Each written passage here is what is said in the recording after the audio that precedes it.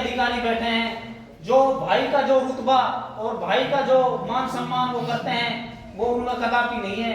इसलिए हम उस चीज से प्रभावित होकर के और इनका शिक्षा के प्रति युवाओं को बढ़ाने का और कई कामों से प्रेरित होकर के हम भाई से जुड़े हैं और हम तहे दिल से भाई का धन्यवाद करते हैं कि आज ये हमारे गांव में आए और ये गांव समस्त युवा और समस्त ये बिरादर आपके साथ में है।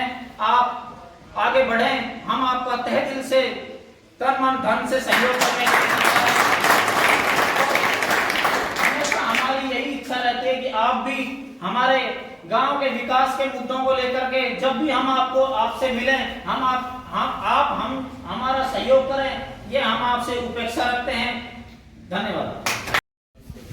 नमस्कार दोस्तों, आज मैं आया हूँ गांव भगेरी के अंदर और यहाँ पर तिरंगा चौपाल यात्रा के तहत भाई राम यादव के द्वारा यहाँ पर तिरंगा चौपाल यात्रा निकल रही है। तो तमाम मैं इस वीडियो के तहत आपको जानकारी दूंगा। इस वीडियो के साथ बने रहिएगा, वीडियो को ज़्यादा से ज़्यादा शेयर करते रहें, चैनल को कर दे सब्सक्राइब, ताकि इस तरह की जो तमाम हम लेटेस्ट खबरें डालते हैं उनका नोटिफिकेशन आप सभी तक पहुँच सके। तो आइएगा यहाँ पर इस तिरंगा चौपाल यात्रा की कुछ झलकियाँ दिखाते हैं। थोड़ा मैं इसके बारे में बता देता हूँ। अभी हमने एक सदस्यता अभियान भी चलाया था, तो बड़ी मेरे लिए खुशी की बात है कि आप सब लोगों का प्यार और स्नेह मुझे मिलता ही रहा है पहले भी और अब भी, कि बहुत ही कम समय में हमने सिर्फ 20-25 दिन ये अभियान चलाया था सदस्यता का और हमारे 12,000 से ज़्यादा सदस्य बन गए इसमें, यानी कि 12,000 से ज़्यादा परिवार जुड़ गए। तो ये मेरे लिए ये बहुत बड़े गर्व की बात है, खुशी की बात है कि आप सब लोगों का प्यार जो इतना मुझे मिल रहा है, आशीर्वाद जो इतना मिल रहा है कि इतने कम समय में 20 से 25 दिनों में 12,000 से ज़्यादा परिवार, मतलब तो मेरे ख्याल से और भी ज़्यादा हो गए होंगे, 13,000 से, मतलब ये 3-4 दिन या 5-7 दिन पहले की बात मैं बता रहा हूँ, 12,000 से ज़्यादा परिवार हमारे साथ जुड़ गए, सदस्य बन गए हैं। एक सदस्यता अभियान हमने चलाया था, ये तिरंगा स्वाभिमान चौपाल के अंदर हमने एक टीम हम बना रहे हैं, जो हर गांव हर पंचायत में टीम बना रहे हैं हम, जिसके अंदर अपने युवा भाई भी, हमारे बड़े भी, सबको हमने लिया है, इसमें शामिल किया है।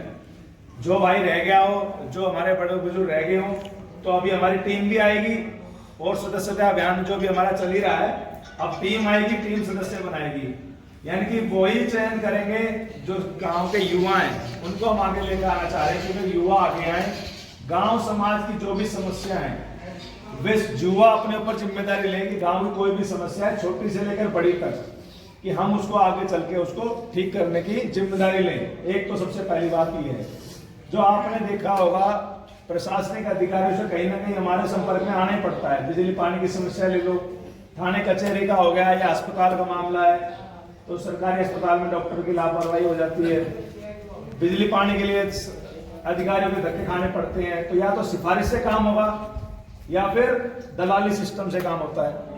पर ये सभी अफसर तो ऐसा नहीं करते। कुछ अफसरों ने ऐसा माहौल बना रखा है कि बिना पैसे के, बिना दलाली के कोई काम नहीं करते। तो ये जो टीम हमारी काम करेगी वो यही काम करेगी, गांव की जो भी छोटी बड़ी समस्याएं हैं वो हम अपने तक इकट्ठा करेंगे, हम लाएंगे और इन छोटी छोटी समस्या को जो भी प्रशासनिक अधिकारी है जो इस तरह के काम करता है उसको ठीक किया जाएगा। देखो, भ्रष्टाचार एक ऐसा मुद्दा है, आपको हर जगह सुनने को मिलेगा, रिश्वतखोरी, भ्रष्टाचार। वो कहते हैं साहब ये तो मिट नहीं सकता हिंदुस्तान से, नहीं मिट सकता, इतना आसान भी नहीं है, पर इतना मुश्किल भी काम नहीं है कि हम सब अगर इकट्ठे ना हो जाए तो ये कम नहीं हो सकता। मिट नहीं सकता, कम इसको हम जरूर कर सकते हैं, बहुत हद तक कम कर सकते हैं। अगर गांव समाज इकट्ठा होकर किसी काम को लेता है, जिम्मेदारी लेता है, तो कोई भी प्रशासनिक अधिकारी का बड़े से बड़ा अफसर भी उसके आगे झुकता है। अगर किसी काम मिले, गांव समाज इकट्ठा होकर चला जाए, तो चाहे कलेक्टर ही क्यों ना हो, वो भी उस काम को आगे से आगे हाथ जोड़ के करेगा उसको। तो अगर उन प्रशासनिक अधिकारी को पता चल जाए कि ये एक आदमी नहीं है, इसके पीछे पूरा गांव खड़ा है, इसके पीछे पूरे विधानसभा में 200-250 गांव की टीम खड़ी है, तो किसी प्रशासनिक अधिकारी की इतनी हिम्मत नहीं है कि वो आपसे रिश्वत मांग ले, आपसे पैसे मांग ले किसी काम के लिए, या नाजायज आपको परेशान करे। पर हाँ, अकेले आप जाएंगे तो उसमें आपका फायदा उठाएगा वो। मान लो मैं किसी काम के लिए अकेला गया तो वो लटकाएगा उस काम को, अपनी कुर्सी का फायदा उठाएगा। तो यही हमने एक पूरी टीम बनाई है पूरी विधानसभा में। तो जो युवा, जो भाई रह गया हो, हमारी टीम आएगी, वो आपको सारी चीजें बताएगी इसके बारे में। और जैसा कि आप सबको पता है कि चुनाव का समय आने वाला है और हम कांग्रेस पार्टी से चुनाव की तैयारी कर रहे हैं। तो आशीर्वाद लेने आए हैं आपसे कि जैसे आपका पहले आशीर्वाद रहा है वैसे आप मुझे वैसे आशीर्वाद देते रहें। जो भी भाई है मेरे साथ में मेरा सहयोग करें। आपने मेरे काम भी देखे होंगे। मैं जहां भी गया हूं मैंने सिर्फ एक बात बोली है, चुनाव के समय क्या होता है बाबा, चुनाव के समय एक चीज याद दिलाई जाती है देखो हमेशा कि चुनाव लड़ने वाले की पहले तो जाति देख लो यार, अपनी जात का है नहीं है, धर्म देख लो अपने धर्म का है नहीं है। ये चुनाव के समय याद दिलाया जाता है, याद दिलाया जाता नहीं दिलाया जाता, गलत कह रहा हूं तो बताना। मैं अपने समाज में भी अगर गया हूं तो मैंने एक ही चीज बोली है हाथ जोड़ के, अगर मेरे को जाति के हिसाब से अगर आप वोट दे रहे हो तो मेरे को वोट मत देना चाहिए। अगर मेरे काम से आप प्रभावित हो, अगर मेरे काम से संतुष्ट हो, मेरा काम आपको अच्छा लगे तो मेरा सहयोग करना, तो मेरा आशीर्वाद देना। खाली मेरी जाति के नाम पे अगर वोट दो तो मेरे को वोट मत देना चाहिए। ये मैंने निवेदन रखा है उनसे कि भाई इस काम के लिए मेरे को वोट मत देना। हाँ, अगर मेरे काम से आप संतुष्ट हैं, मेरा काम ऐसा है कि आप लोग की इज्जत होती है किसी चीज में। देखो मैं जिस जाति में पैदा हुआ हूं वो ऊपर वाले की देन है सब चीज की, पर मेरे काम से अगर कोई आपकी बढ़ाई होती है, मेरे काम से कहीं आपकी इज्जत बढ़ती है तो बात अलग है, पर मेरी जाति के नाम से मेरे को सहयोग मत करना। चुनाव के मामले में, चुनाव एक ऐसी चीज है जब चुनाव क्या किसी भी चीज में लगा लीजिए, मेरे गुरु या मेरे बड़ों से हमने तो एक ही चीज सीखी है कि कभी भी पैसा एक ऐसी चीज है, देखो पैसा एक ऐसी चीज है जो इसके लालच में आ गया, जो जिसने मुंह काला करा लिया अपना, उसकी अगली पीढ़ियां तक भुगतती है उस चीज को। जो भी काम करेंगे हम अगर अपने दम पे करेंगे, अपना कमाया हुआ पैसा जो रहेगा वही साथ रहेगा। अगर आप हराम की खाने की आदत पड़ जाएगी तो वो जीवन में कभी कामयाब नहीं हो सकता इंसान। आप देख लेना, रिकॉर्ड देख लेना। अगर राजनीति में ही बात करूंगा, जो नेता ऐसे ऐसे कितने नेता हैं जो 6-6 बार 8-8 बार विधायक रहे हैं, बहुत नेता हैं ऐसे। अगर आप देखने को चलोगे 5 बार 6 बार 8 बार लगातार एक जगह से विधायक चुने जाते हैं, या उनको कहीं भी खड़ा कर दो उनके ऊपर, क्यों? क्योंकि उनके ऊपर कोई दाग नहीं है किसी भी चीज का।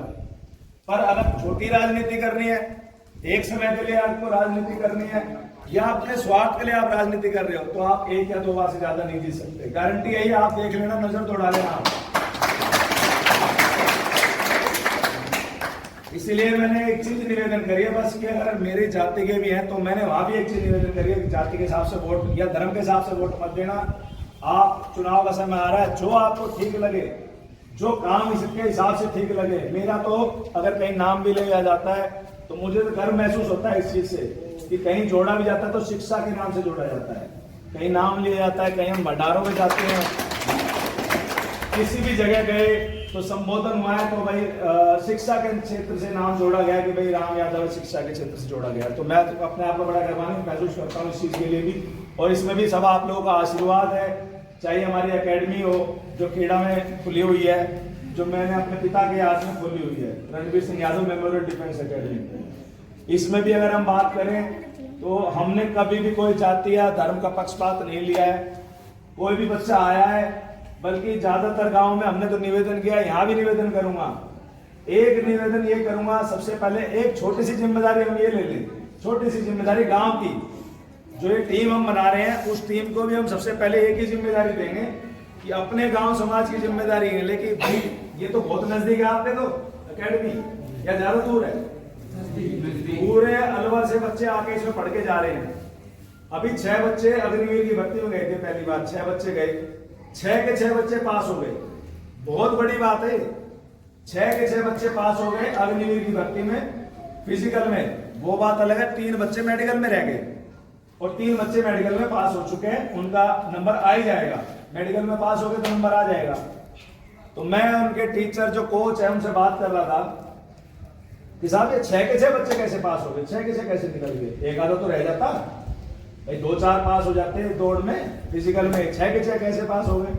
भाई आपने बड़ी मेहनत कराई है इनके लिए आपने, तो भाई मैं उनको एक चीज बोल रहा था, भाई आपने बड़ी मेहनत की और हमारे सफलता तो मिली।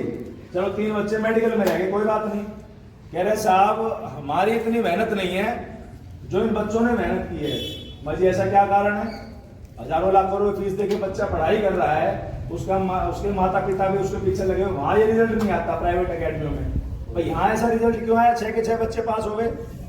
कह रहे साहब ये बच्चे वो बच्चे हैं जिनको मौके नहीं मिलते, हजारों लाखों रुपए फीस लगती है एकेडमी में, पढ़ाई में, ट्रेनिंग में हजारों लाखों रुपए फीस लगती है। या फिर ये बच्चे जब गांव से निकल कर आए हैं तो हमें वो ये कह कर आए कि अगर हमें किसी एकेडमी में मौका मिला है पढ़ाई करने का, अपनी ट्रेनिंग करने का, हमें मौका मिला है कि हम अपने जीवन में कामयाब हों, तो ये ठान के आए हैं कि हमें कामयाब होना ही होना है। तो ये इनकी मेहनत का रिजल्ट है जो 6 के 6 बच्चे पास हुए। वो बात अलग है कि 3 बच्चे मेडिकल में निकल गए, जैसे मैंने पहले बताया। तो मैं बड़ा आश्चर्यचकित हुआ कि जब बच्चा ठान ले कि भाई मुझे मेरा गांव समाज मेरे पीछे देख रहा है, तो मैं इसलिए निवेदन ये कर रहा हूँ कि गांव समाज से ट्रेनिंग की, पढ़ाई की, रहना खाना सब कुछ वहाँ निःशुल्क है, वहीं रह के बच्चा पढ़ाई करेगा, वहीं रह के बच्चा ट्रेनिंग लेगा। तो मैं तो यही निवेदन करूंगा कि 2-4 बच्चे कम से कम अपने गांव में ऐसे निकालें जो ठीक हो, भाग दौड़ में ठीक है, पर उनके माता पिता इतने सक्षम नहीं है। जो बच्चा कामयाब होगा गांव का नाम ही रोशन करेगा, पूरे गांव का नाम रोशन करेगा कि नहीं करेगा। तो हमारा भी फर्ज बनता है कि ऐसे बच्चों को भी हम निकाल के उनको आगे बढ़ाएं, उनको मौका दें। कुल मिला के हमारी जिम्मेदारी बनती है। तो साहब जो अभी मैंने बताया है वही चीज है, आपको मेरा काम अच्छा लगे, हमारे काम अच्छे लगे, आप मेरे विचारों से प्रेरित हो, मेरे विचारों से संतुष्ट हो, तो आप मुझे आशीर्वाद दें, सहयोग करें। आने वाले चुनाव में हम कांग्रेस पार्टी से टिकट मांग रहे हैं, पार्टी अगर मौका देगी तो मैं चुनाव लड़ूंगा, तो आप सबके सहयोग से ही लड़ा जाएगा। अगर बड़े बुजुर्गों का मेरे साथ मिलेगा, आशीर्वाद मिलेगा, मेरे भाई खड़े हैं, युवा साथी भी खड़े हैं, उनका साथ मिलेगा, तो कोई ताकत नहीं है हमें रोक सके। और ये प्रयास है, जीवन में तो प्रयास ही होते हैं, मेहनत कर सकते हैं हम, जीत हार तो भगवान के हाथ में, ऊपर वाले के हाथ में। और ये भी ना घबराएं कि भाई मैं खुद ये कह रहा हूं कि इस चीज के लिए कि ये हमारी शुरुआत है, हार भी गए तो क्या दिक्कत है, हम अपनी मेहनत तो पूरी करें ना। कम से कम आप सब लोग मिलके अगर मेहनत करेंगे हम सब, तो किसी तरह की कोई दिक्कत नहीं है। हमारे काम अच्छे हैं, ये हो सकता है जो हम काम कर रहे हैं, जिस काम की हम शुरुआत कर रहे हैं, जो हम सोच रहे हैं कि ऐसा काम होना चाहिए हर गांव में, जैसे 3 गांव हमने गोद लिए हैं, जोड़िया, खैरार और इस्माइलपुर, तो वो जो चीज है ये हमारा एक तरह से मॉडल है कि अगर हम आते हैं जीत के तो सबसे पहली प्राथमिकता तो मेरी शिक्षा ही होगी। अगर मैं जीत के आता हूं तो सबसे पहली प्राथमिकता शिक्षा होगी। अगर बेटे की तरह काम करूं, जैसे बाबूजी ने बताया, ठीक लगे तो देख लेना, ना तो फिर हटा देना। अगर बेटे की तरह काम करूं, भाई की तरह काम करूं, एक नेता की तरह करूं तो हटा देना। अगर बेटे भाई की तरह काम करूं तो फिर अगली बार आशीर्वाद लेने के लिए आपसे आए हैं, सहयोग की उम्मीद करते हैं, आप सब लोग सहयोग करें। धन्यवाद। आज की वीडियो में बस इतना ही, हम आपको नेक्स्ट वीडियो में दोबारा मिलेंगे। तब तक के लिए आप स्वस्थ रहिए, मस्त रहिए और मुस्कुराते रहिए। जय हिंद, वंदे मातरम।